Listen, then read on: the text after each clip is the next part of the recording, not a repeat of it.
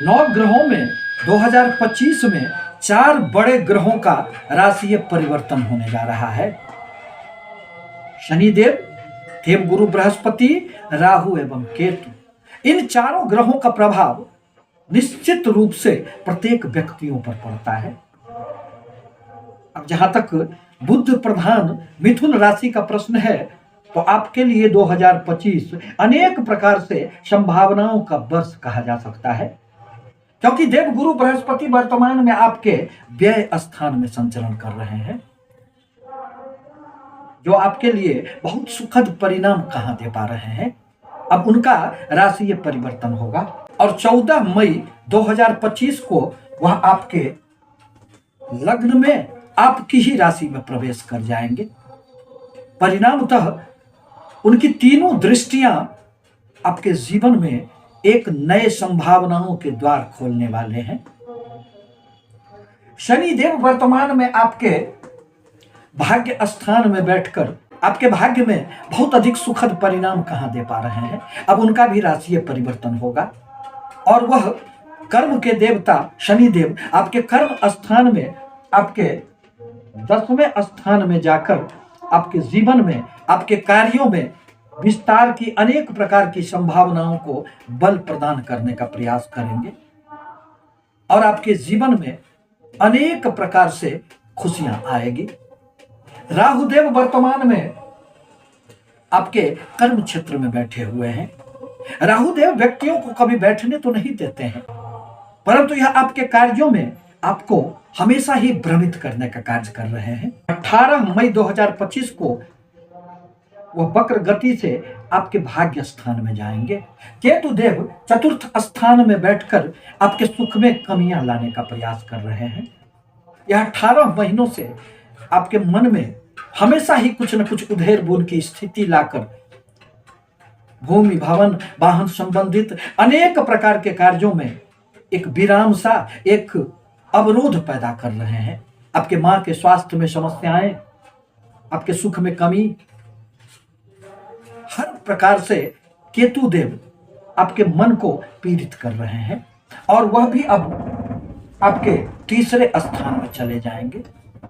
तीसरा जो पराक्रम का भाव है, तीसरा जो आपके कार्य विस्तार का भाव है, संघर्ष का भाव है, और वहां जब भी कोई पापी अथवा क्रूर ग्रह बैठते हैं तो जीवन में निहाल कर देते हैं। इस प्रकार ग्रहों की स्थिति यह स्पष्ट रूप से निर्देश दे रही है कि आने वाला वर्ष आपका होगा। 2024 के अपेक्षा 2025 में आपको जीवन के हर क्षेत्र में सफलताएं दृष्टिगोचर हो रही है। देवगुरु बृहस्पति आपके राशि में बैठकर, आपके लग्न में बैठकर आपके आत्मविश्वास को टटोलकर उसमें वृद्धि करने का कार्य करेंगे। मन में जो एक दुविधा की स्थिति थी उसको दूर करने का प्रयास करेंगे। हर प्रकार के रुके हुए कार्यों में एक गति देने का कार्य करेंगे।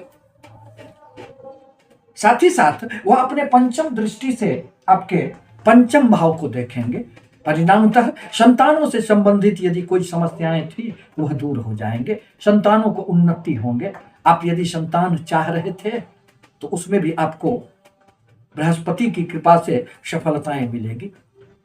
साथ ही साथ प्रेमी जनों को यदि कहीं से भी विरोध का सामना करना पड़ रहा था, एक दूसरे से दूरियां बन गई थी, तब उसमें भी नजदीकियां आ जाएंगे। आकस्मिक धन लाभ खूब होंगे। शेयर, सट्टे, लॉटरी इत्यादि से भी आपको लाभ होंगे। देवगुरु बृहस्पति की सप्तम दृष्टि आपके सप्तम भाव पर पड़ेंगे, अतः दाम्पत्य जीवन की हर प्रकार की करवाहट बृहस्पति दूर कर देंगे। आप एक दूसरे को बहुत करीब से जानने समझने का प्रयास करेंगे। कहा भी गया है कि भार्या मित्रं गृहे शुचौ, पत्नी तो घर के मित्र होती है। अतः आपका सामंजस्य बृहस्पति की कृपा से प्रारंभ होगा। यदि आपके कोई भी व्यापार साझेदारी में चल रहे हो तो उसमें भी उछाल आएगा, आपको खूब उन्नति होंगे। साथ ही साथ देव गुरु की नवम दृष्टि आपके भाग्य स्थान पर पड़ेंगे। जहां अभी तक शनि देव के प्रभाव से आपको भाग्य का साथ नहीं मिल रहा था, वहीं अब देव गुरु की दृष्टि प्रभाव से आपको भाग्य का खूब साथ मिलेगा। आप भाग्यशाली कहे जाएंगे, पिता का सहयोग प्राप्त होगा, अनेक प्रकार की धार्मिक यात्राएं होगी, जिससे आपको मन में चैन एवं सुकून का एक वातावरण तैयार होगा। केतुदेव आपके तीसरे भाव में आकर आपके पराक्रम में खूब वृद्धि करने का कार्य करेंगे। आपको समाज में अपने कार्यों के द्वारा मान सम्मान यश प्रतिष्ठा की भी प्राप्ति होगी। यदि आप मास कम्युनिकेशन के क्षेत्र में हैं, यदि आप पत्रकार हैं, आप खिलाड़ी हैं, तो आपके जीवन में 2025 अनेक प्रकार से सौगात लेकर आने वाला है और आपको खूब खुशियां मिलेगी। छोटे भाई बहनों के साथ थोड़ी सी सामंजस्य का अभाव रह सकता है। छोटी छोटी अनेक यात्राएं होगी जो आपके लिए सुखद कही जा सकती है। कर्म के विधाता शनि देव अब आपके कर्म क्षेत्र में प्रवेश करेंगे, अतः आप अब कभी भी बैठे हुए नहीं रहेंगे।